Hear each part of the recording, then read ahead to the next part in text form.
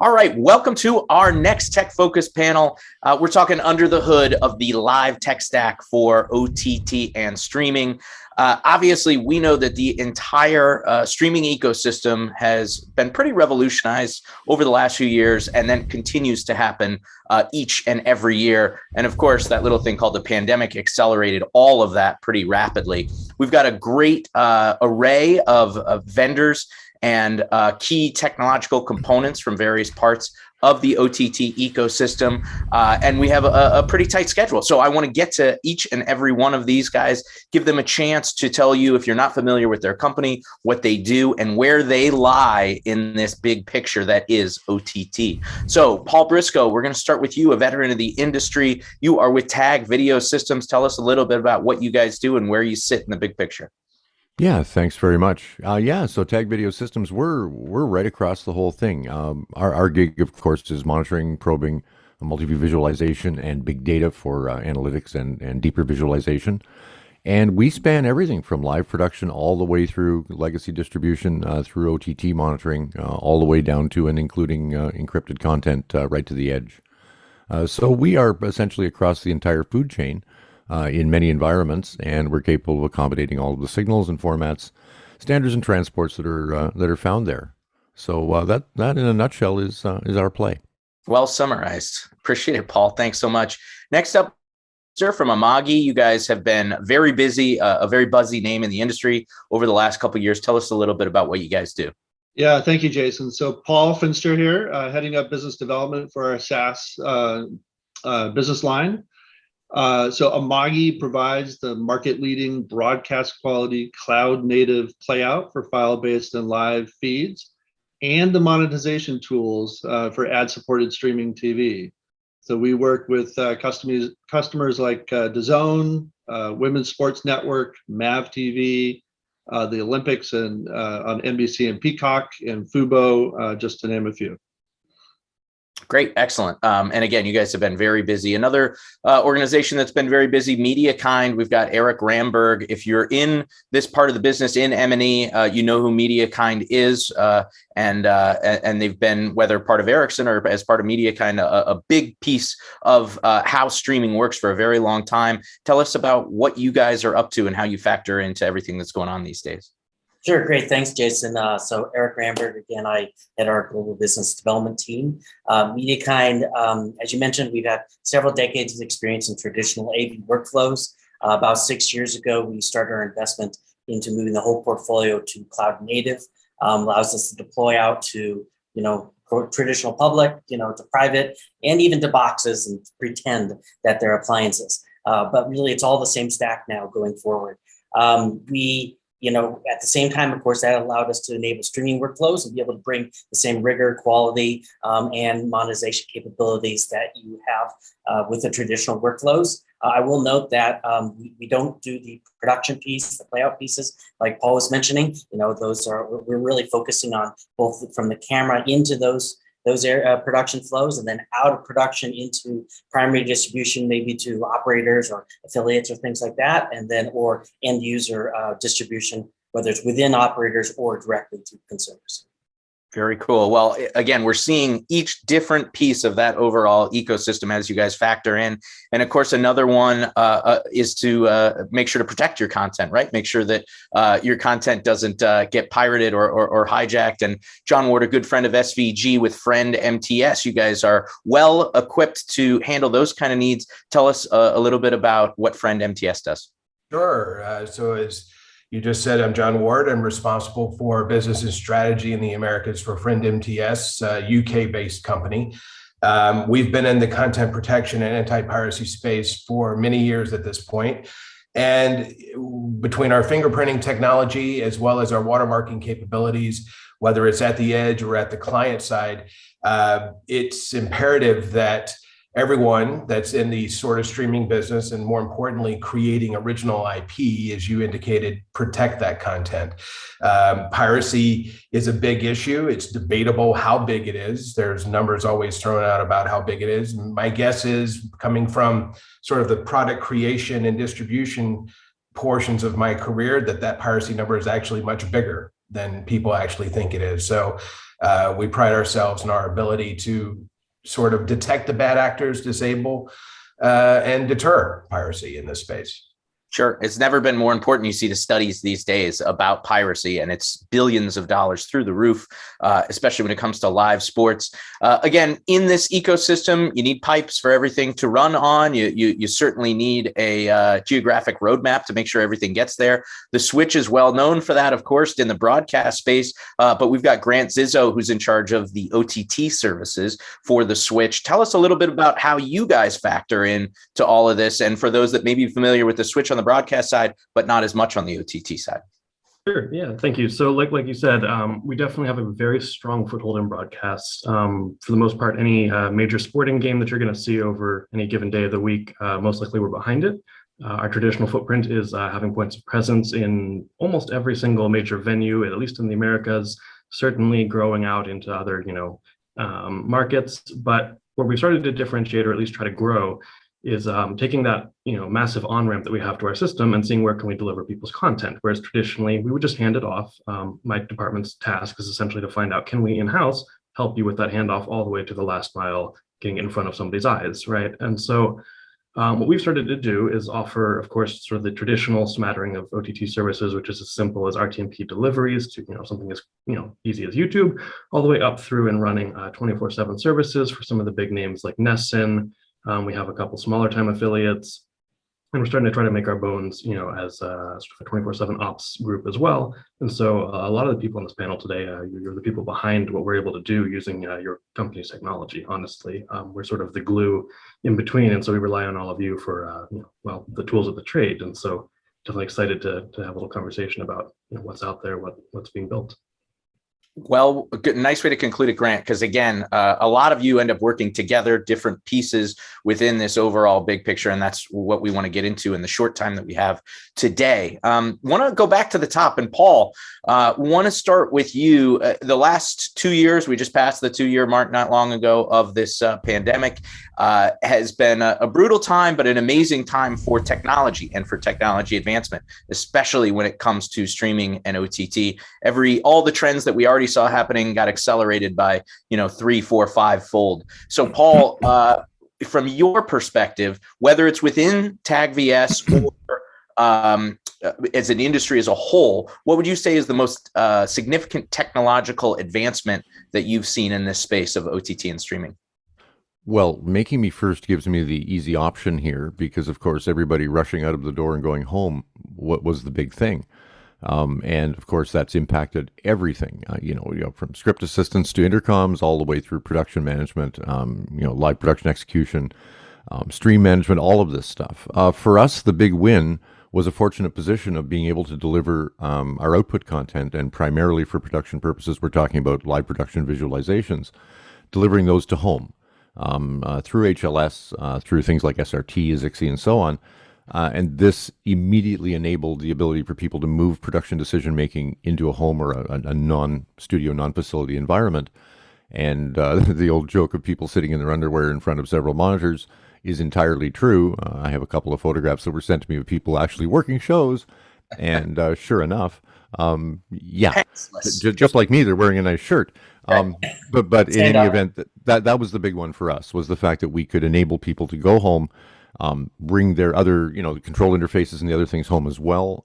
For us, it also involved several users using DevOps to build specific interfaces for our product on top of our API, which allowed them to have the exact specific management tool they needed for visualization and monitoring in their hands at home. And they could basically put the control room virtualization part of it a little bit aside in figuring out their play to work away from what used to be the production home. Right. Yeah. The ability to have a control room or at least a front bench in your living room, not something that was probably expected a few years ago, but is very much a reality today. Paul over at Amagi, Paul Finster, sorry, we got a couple Pauls today. Paul Finster over at Amagi, you guys have been pushing cloud for broadcast and streaming for quite a while. And obviously when pandemic hit, everyone says, okay, I got to check out, some cloud solutions. I assume your phone was ringing off the hook a little bit. Yeah, I would say, with the pandemic and COVID, the rush to cloud, was accelerated for sure. So all the remote production, people can come into a master, control location, everything, all the tools that we can provide and others, on this call provide, running in the cloud remotely, became, critical to run, sports businesses. So I think, ultimately it's been a fundamental change in the way that customers are running their businesses. They're adopting cloud faster than ever, and then benefiting from the efficiencies that cloud can bring, where everything is running in software and hardware is no longer, something that they have to budget, for CapEx kind of deals. So a big change that cloud brings, and efficiencies with that. Sure. Yeah. And, Eric, like you mentioned a few years ago, Mediakind really committed to ramp up to the cloud and to, shift to that type of workflow. The pandemic, I'm sure, validated a lot of what you guys were working on early on. So what was one big, huge leap forward over the last couple of years that you guys have seen, again, either within Mediakind or with the industry as a whole? Well, I mean, actually, I'll mention the most visible one, which came out of nowhere, seemingly, and that everyone in the audience knows about, or who would listen to that, and that is NFTs. And that just really came out of nowhere. But I think more importantly, the one that's really not really seen and understood, but really everyone benefits from, and that is really the end-to-end chain optimization to enable low latency and eventually and really lowest latency for certain use cases like gaming and those pieces for that. I think that is the hard, difficult work to be able to do can make sure all the pieces are working right together. So that way at scale, you can actually beat essentially cable. You don't need to go much faster than cable. It's important to know your latency, what's important for your use case. So there are exceptions like the betting gaming example that I gave, where you would pay a premium, but the scale is much lower. And so you have you optimize in a different way. But I would say that's probably the biggest one that no one really sees under the hood, but everyone appreciates the results. Well, it's under the hood, right? But it enables all of the buzzwords that we're talking about here, right? Yep. Betting with near zero latency, NFTs, constant, awareness, constant uptime. These things don't work if you don't have that end-to-end workflow, like you had mentioned. John, for you guys, again, last couple of years, I think as people have had to stay at home during the pandemic, suddenly they started saying, hey, can I get this for free somewhere? Can I maybe find a non-pay stream that maybe isn't on the up and up? How have you guys battled that? And what is a big advancement that you guys have seen in your sector? Sure. To your point, I think we definitely saw a definitive rise in piracy during this time. And with that, the group in the UK is actually spread across York, Birmingham, and London, and we're already working to a point remotely anyway. We've been cloud-based for a while. The systems are automated in the cloud. So that really didn't change. But what it really allowed us to do was to develop another generation of watermarking products. And with that, what we tout as our ACID fourth generation product, Advanced Subscriber ID, really hones down on who the bad actor is, but more importantly, allows us to build a whole battery of statistics and ballistics around, okay, this is how the pirate's sourcing the material, this is how they're redistributing it, this is actually the device they're using it from.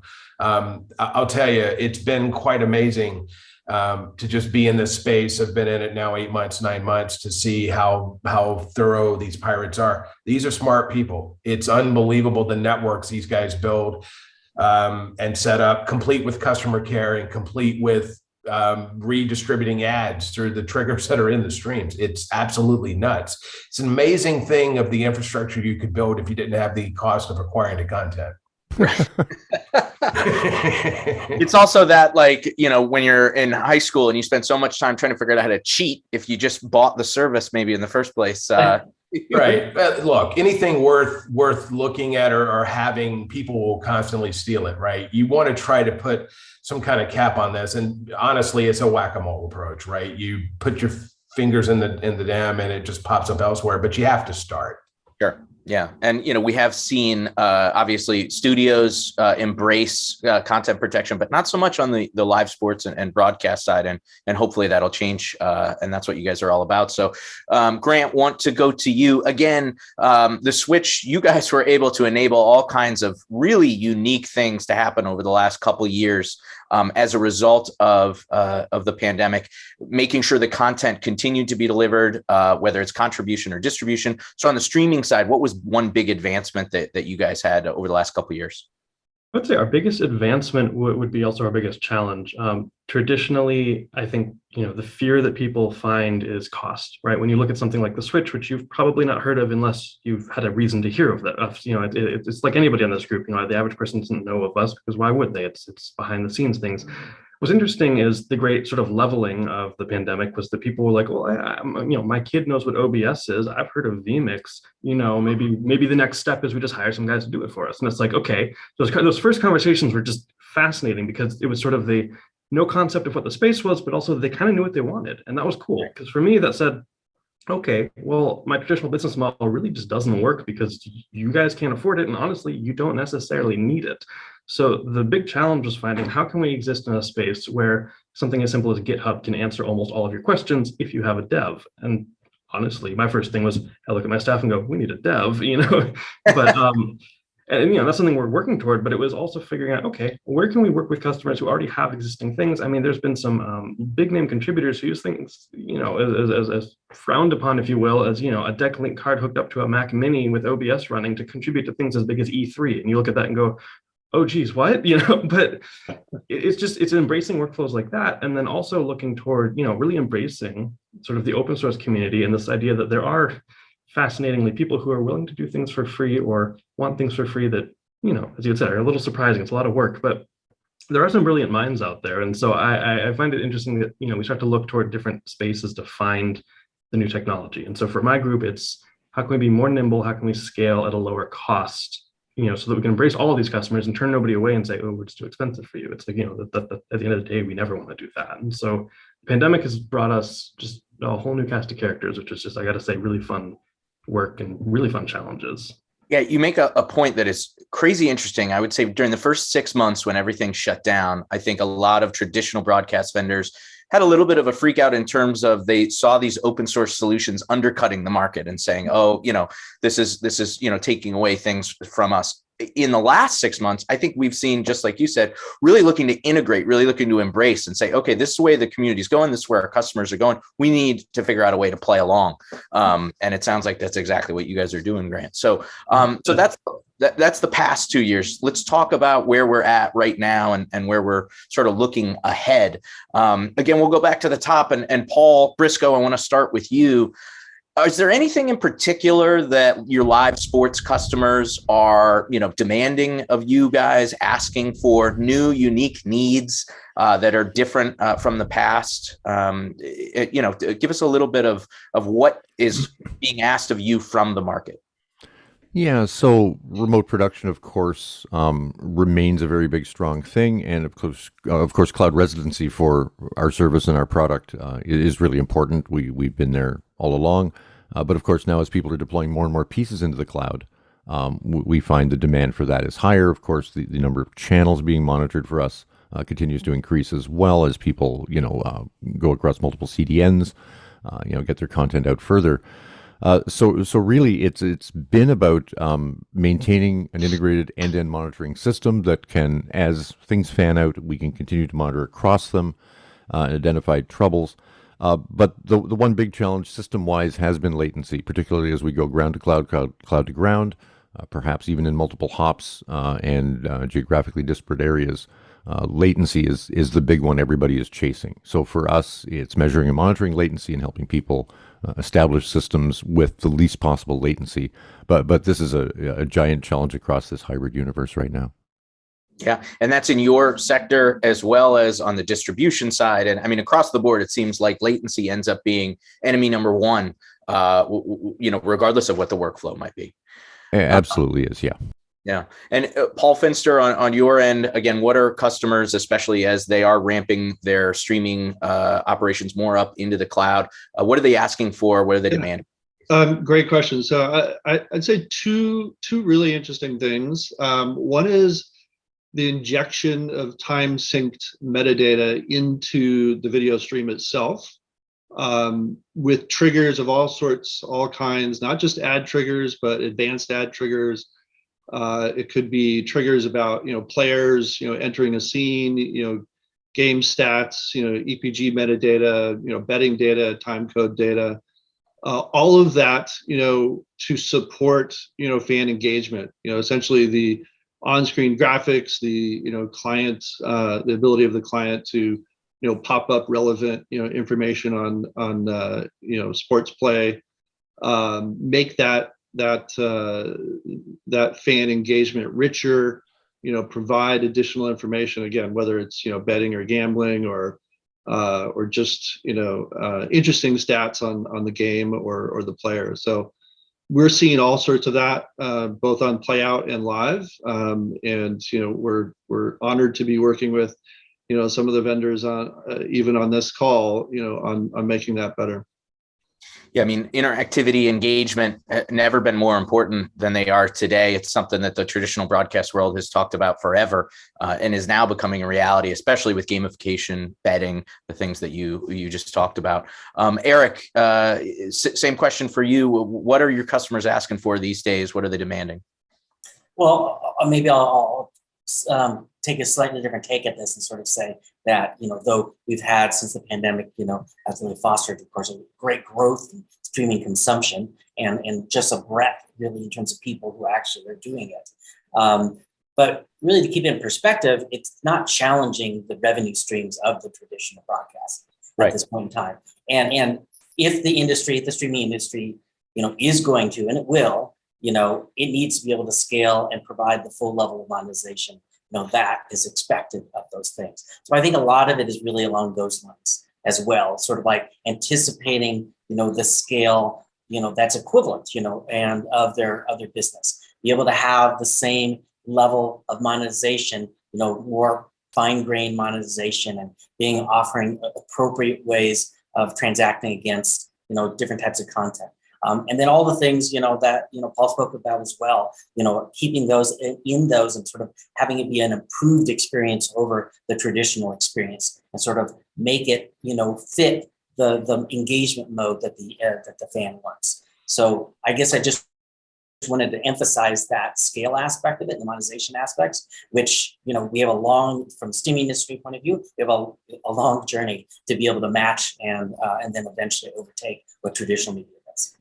Yeah, and it's the bottom line, right? I mean, let's face it, the golden goose is still traditional linear broadcast, but at the same time, if you're not preparing and creating that improved experience on streaming that's going to result in better monetization, then you're going to get left behind. So managing those two, I think it's a great point, Eric, is something that you always have to have in your head as you're building your roadmap ahead. John, want to ask you in terms of, again, on the Friend MTS side, a lot has changed in terms of content production over the last 5 years, but especially over the last 2 years. What in your 8 or 9 months since you arrived, are you seeing customers really demand of you guys? It's you kind of pointed to it earlier, Jason, especially movie studios and the likes of those entities have been in concern with content protection for a while. Sports has been slow to this, partly because in all of the conversations we've been having with leagues and or broadcasters, they kind of point at each other that it's their responsibility. Yep. And I think more of what I've been doing in the last few months has been evangelical in the approach of all of you bear a bit of responsibility with this.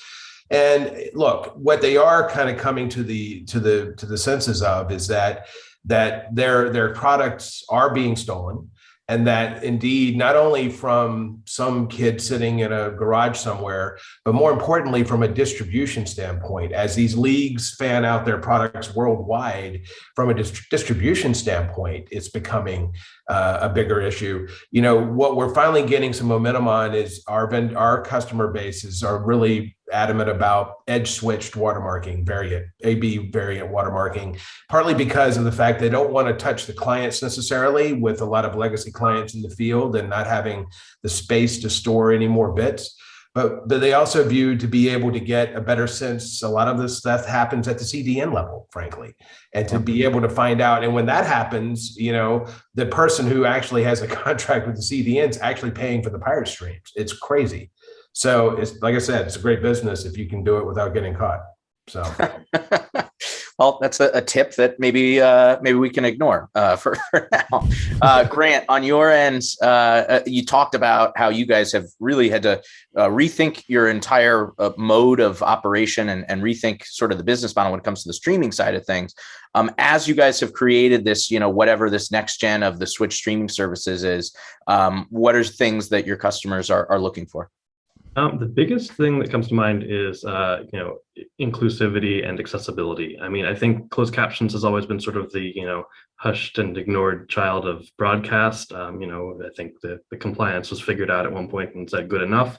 In the streaming world, people have the benefit of VOD and, simply Netflix, where they say, oh, well, I can choose 5 different languages. Why can't I do that on my live stream? And when I do, why do I have to go to a separate player? I feel excluded. And interestingly, we have a client who basically tasked us with saying, that's not an option. We want to have ASL show as a pop-up in the corner. We want to also be able to switch between audible languages and additionally mix and match to your, liking the caption data as well live. And so, and across, a whole smattering of events across a number of days. So it wasn't just, one stream.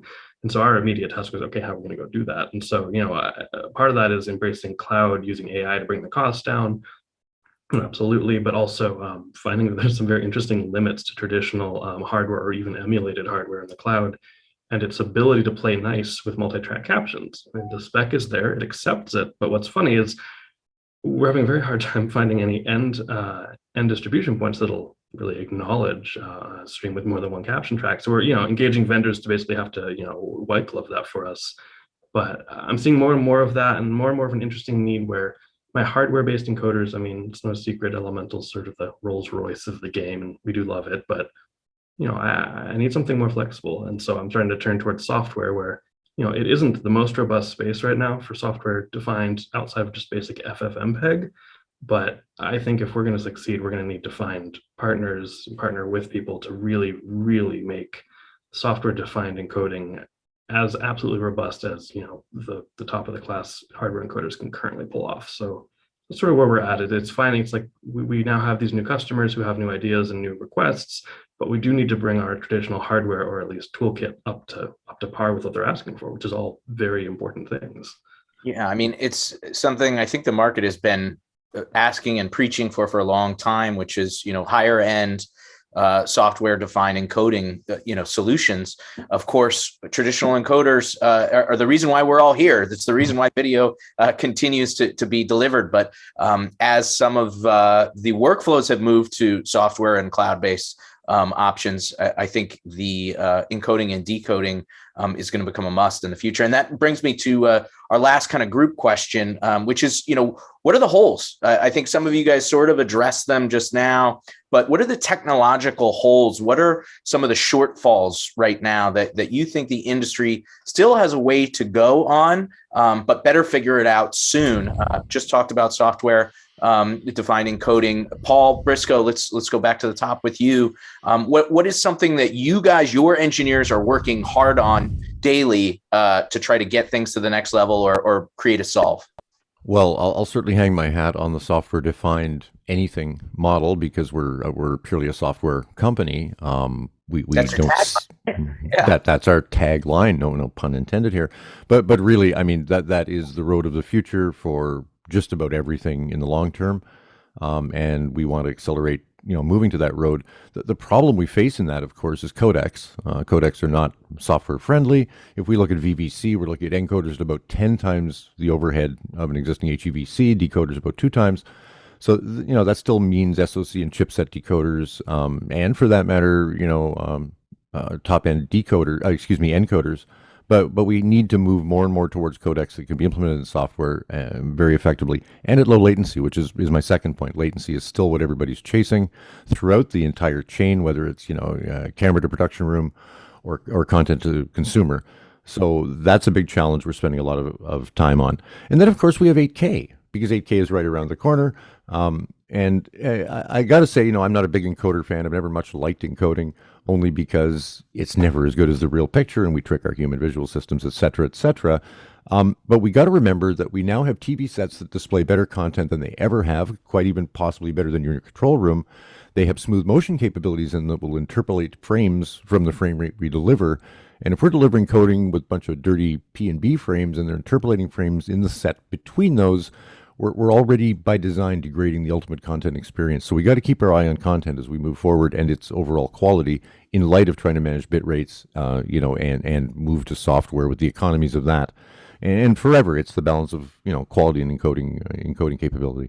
Absolutely. And I know the NHK guys always say in 8K, when there is any kind of degradation, you see it a hell of a lot more in your 8K set or your 8K screen than you do in an HD screen. So you better make sure that your compression scheme is up to snuff. Paul, Finster, want to go to you next. What's something that you guys are working on really hard? What's a stopgap, short gap? So, kind of carrying the cloud theme forward, production tools in the cloud is super important to us, and obviously for the sports industry. We feel like we've solved the distribution side, the scaling issues. We can prove that, but working on the production side, figuring out tools for orchestrating, delivering live productions, things that are going to be pop-up or on scheduled events. Setting up the systems and software to make that seamless and automated and low cost, low hassle is something that we're spending a lot of time on at Amagi. Absolutely. And at Mediakind, Eric, how about you guys? Yeah, so several things. Certainly, I would say the really efficient sort of tear up, tear down for events when there are so many now timeline sources. Everyone wants not just one produced camera feed. They want all these different camera feeds. They want to be able to have them all ready and everything like that. And back to sort of the fact that software encoding is so expensive from a compute point of view, you don't want to keep those running all the time. You want to be very efficient at being able to bring them up, bring them down, and utilize them at the right point in time. Sort of maybe along the lines of that is multi-cloud load balancing and failover. A lot of our biggest customers, they're looking to say, I can't rely on just one. I need to have multiple providers there, whether it's for geographical coverage, whether it's for event coverage, or whether it's for just failover and sort of reliability aspects of it. And how do they essentially have a common workflow that can then run on multiple clouds?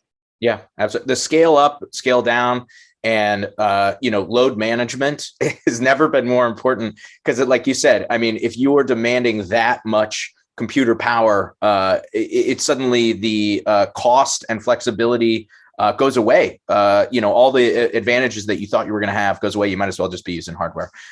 So, John, on your end, you mentioned the advanced watermarking you guys are working on, but what is something that you guys are really trying to do for the next level? Sure. So that continues, obviously, trying to always become more efficient and refining with our fingerprinting and watermarking technology. But the product team right now has been doing a bit of a pivot for us and more focused too on creating more of a SaaSification type experience, and meaning that giving people bits and pieces of our technology, but not necessarily taking the whole offering, more self-serve in many ways. And we're seeing this because of the need that has arisen out of the NFT space, as Eric mentioned, content creator space. It's amazing the revenue that these different genres are generating, and we've had a lot of requests to address security concerns and how they would actually use our products in those lines. So a bit of a sort of a stripped down version of what we do, but more focused on particular need of a client. Sure. SaaSification. I'm stealing that one. That is my new buzzword that I will be using at every NAB appointment I have coming up here. Grant, how about you guys? What's the one big thing you guys are trying to get to make that leap forward? For us, it's 24/7 offerings and finding a way to make them, cost efficient. There's no secret we're more of a boutique approach, so our buying power isn't always amazing out of the gate, and that's where we find ourselves in a sort of a bind, which is we can most certainly engineer any number of solutions you'd like, but sometimes getting that first client in on a new on a new approach, it can be difficult because the cost of hardware encoder, even to embrace a cloud workflow, you still have to get the content up, and that can be such a challenge that sometimes we look at it and just find what is the simplest, something like SMPTE 2110, like what is just the easiest way to get that client's data up into the cloud so we can start hammering on it without digging super deep into our pockets. And so I think I'll keep beating the horse all day, but software defined encoding with the ability to really get into the nitty gritty. I mean, we have plenty of software encoding, we have plenty of hardware encoding, but I would say across that offering, there's a very small, palette that includes, things down to tweaking and remapping PIDs, audio swapping, just the whole, say something exotic and we need it. So for us, it's having a toolkit that we have it and it works for multiple clients. It's not just going to be a one-off. We're not trying to build, the next, ESPN distribution platform. It might be a much smaller ambition that can grow, but we need to be able to get our foot in the door. And so, I think our big challenge is just finding partners and solutions that can really work at those price points and with that flexibility, with or without a large commit. So that's sort of where we're struggling, but also we're finding quite new. I'm excited for NAB. Let's put it that way. I'm very excited for NAB this year. Lots of tools out there. I think across the board, you guys are all talking about things that create flexibility, create scalability, because there's certainly not a one size fits all. And there's different tools within the larger system that each of you would like to use. Gentlemen, we are out of time, but I would like to close on a very quick crystal ball question. Everybody gets 10 seconds. I think I told you guys you'd have 30 seconds. You get 10 seconds because we are out of time. Give me one big prediction for something that's going to happen in the streaming and OTT space in the next 12 to 18 months. Paul Briscoe, again, 10 seconds. Start us off. Its growth won't slow. Virtual linear will continue to grow and slowly contribute to the demise of linear over the air. Paul Finster, you're up. Yeah, I'll echo that, but maybe a little more aggressive. Fast channels replace broadcast, and probably faster than people think. Okay. Eric, how about you? I'll say sports leagues of all sizes and locations, they're struggling to get top dollar for their international broadcast rights, are going to go direct to consumer. DTC for all the sports rights. John, how about you? Consolidation will continue. Tech companies will buy each other. Leagues may be merging. I would say more importantly, you'll see these media companies continue to combine together. Warner Media Discovery is obviously up next, but that will bring, I think, best in class and technology advances as well. Awesome. And Grant, finish us off, last licks. All right, AV1 versus H.266. Let's see what happens. It's that next generation. That's where the battle is. So AV1 versus HD26 consolidation. Sports leagues going DTC. Fast channels replacing broadcast, and all the growth we've seen will not slow. Gentlemen, tremendous predictions. We'll see what happens. One prediction I do hope happens is I get to see you all in person as things start to get better. If not at NAB, then sometime soon after that. Thanks so much for taking the time, guys. Stay safe, stay healthy. All right. Hope to see you at NAB. Thanks, everyone. Thanks. Cheers. Thanks, everybody.